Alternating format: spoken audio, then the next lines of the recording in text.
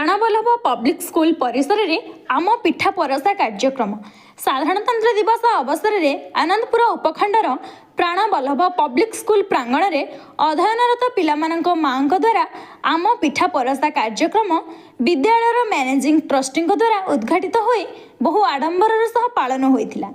30 रु अधिक माँ मैंने जोगदे यह कार्यक्रम को साफल्य मंडित कर आजिकल निजर व्यस्तबहुल जीवन प्रणाली रे माँ मैंने छुआ को आम ओडिशार पिठापणा ठारू दूरे फास्ट फूड एवं जंक फूड इत्यादि खाइबाकू देउछंती, जहाँ फल कि पिलार स्वास्थ्य खराब होउछि। एही समस्या को दृष्टि रखी विद्यालयर मैनेजमेंट सदस्य अमृता प्रीतम पुहाण एक नूतन कार्यक्रम आयोजन करथिले। एही योजना द्वारा माँ मैंने समाज को यही वार्ता देउछंती कि आमे किपरि ओडिया घरर पारंपरिक खाद्य तैयारी करी छुआ को खाइबाकू दे तांकर स्वास्थ्य को ठीक रखिबा और ओडिशार परंपरा को बजाई रखिबा। विद्यालयर मैनेजिंग ट्रस्टी कवि doctor Ashok Kumar Puhan, Pranaballabh public school वरिष्ठ सदस्य श्रीजुक्त अनंत शंकर महांती एभली गठनमूलक कार्यक्रम में सामिल पाई विद्यालयर समस्त शिक्षक शिक्षयित्री और छात्र छात्री मान को धन्यवाद जणाइथिले। 76तम साधारणतंत्र दिवस ये गोटे पवित्र दिन रे मोर शिक्षक शिक्षयित्री एवं जो सहकर्मी माने जो प्रकार कार्यक्रम आयोजन करिसेंती सेतिबाई मु प्रथम विशेष धन्यवाद देवी।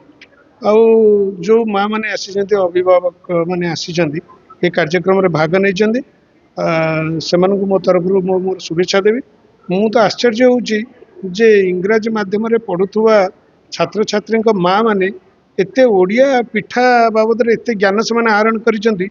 मु तो निजे आश्चर्य होउची। मु फेरिकी जाउतली एवं मु जानी नथिली। मु जेतले एठी देखिली ए सब जिंस मु आकर्षित हेली एवं आपण मानक ये जो वार्ताटा आपण मानक जरिया रे अन्य अभिभावक मानक पाखरे पहुँचु बोली मु आशा रखिली। एवं निश्चित भाव जगन्नाथंकर पिठा मंडा पिठा क्षीर पिठा तो लिस्ट करिया पड़ियो सब आ first thank you Pranaballabh public school all teachers Ashok sir.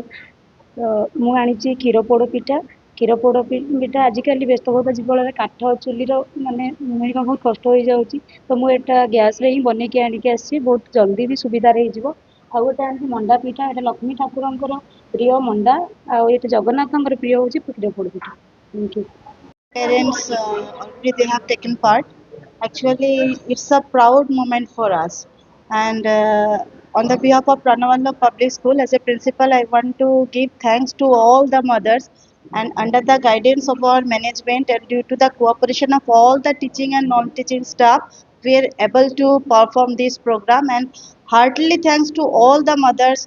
Actually, I am spellbound. We all are spellbound that they have done such type of good job for us. Thank you all.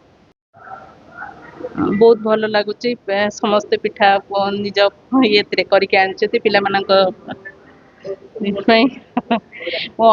जो ये गईठा पिठा करके आनी पुर दिया अटा काकरा आनी आरिसा आनी चकुड़ी आनी इडली आनी पोड़ पिठा आनी सुजी काकरा आनी छेनापोड़ आनी। समस्त माँ मान को मोर धन्यवाद।